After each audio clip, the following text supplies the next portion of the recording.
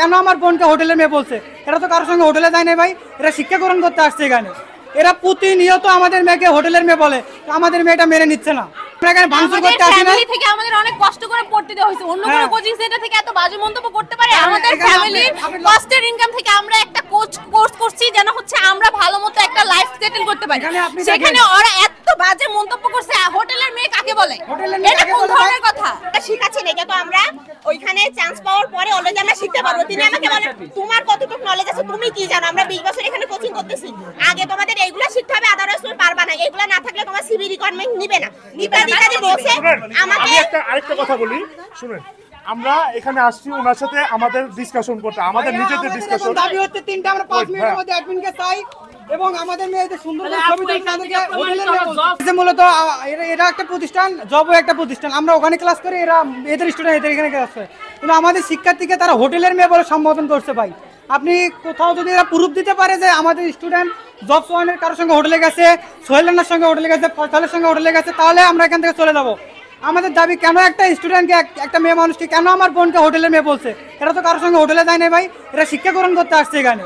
এরা প্রতিনিয়ত আমাদের মেয়েকে হোটেলের মেয়ে বলে, আমাদের মেয়েটা মেনে নিচ্ছে না ভাই। এখানে এরা কোনো মতে পড়াশোনা করে না, আপনি দেখতে পাচ্ছেন এদের স্টুডেন্ট কোর্স ফি ফেরত নেওয়ার জন্য চাচ্ছে, কিন্তু প্রতিষ্ঠানে কেউ নেই।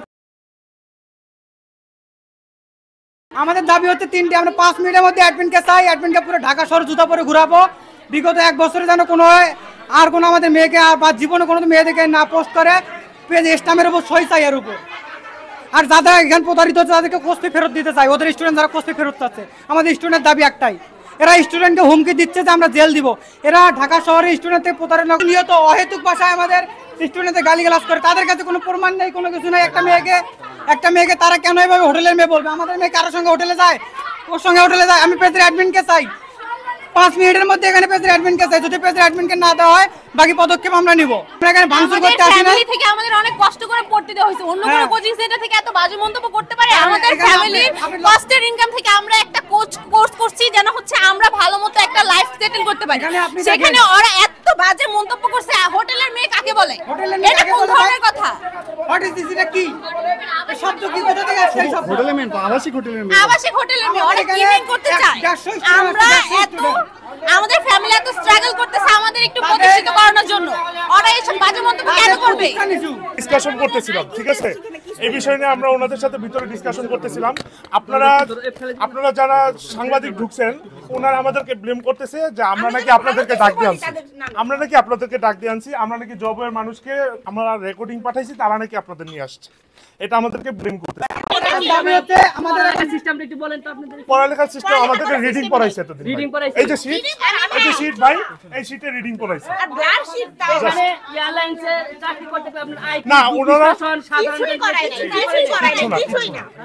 কিছুই করে না, একটা দিনও কিছু করে না। আমাদের একটা করে শীট ধরাই দিছে, ক্লাসে এসে রিডিং পড়াইছে। আমরা যখন সেই শীটে থেকে ম্যামরে কোনো কোশ্চেন করছি, উনি বলছে যে আমি সৌদি এয়ারলাইন্সে ছিলাম, আমি যখন ছিলাম তখন এগুলো আমার রিটেন আসে নাই, আমাকে এগুলো করানো হয় না। আমি যখন ভর্তি হয়েছি বা আমি যখন এয়ারলাইন্সে কাজ শুরু করছি, আমার এগুলো ফেস করা লাগে নাই। তিনি আমাদেরকে কখনো কোনো প্রশ্নের অ্যান্সার দেয়নি। তারা আমাদেরকে 30টা ক্লাস করাবে বলছে, এখন 15টা ক্লাস করায় শেষ করে দিচ্ছে, 30টা ক্লাস তারা করাবে না। তারিখে সিবি ক্লাস আজকে নিয়ে আসছে, 4 দিন ক্লাস আমরা করিই নাই। আচ্ছা, কিছুদিন আগে যে বিমানবালা পরীক্ষা হয়েছে, এখানে কোন শিক্ষার্থী অংশগ্রহণ করেছে? না, কাউকে দিয়ে জানাই, ইভেন অ্যাপ্লাই করেছে, নিজে অ্যাপ্লাই করেছে। এটা হচ্ছে এখানে ভর্তি হওয়ার আগে, এখানে ভর্তি হওয়ার আগে আমরা বলেছি অ্যাপ্লাই করে দিবেন আপনারা, ওনারা বলতেছে না, এটা আমাদের দায়িত্ব না, আমরা করব না। আবার আমাদের আরেকটা কথা, এখানে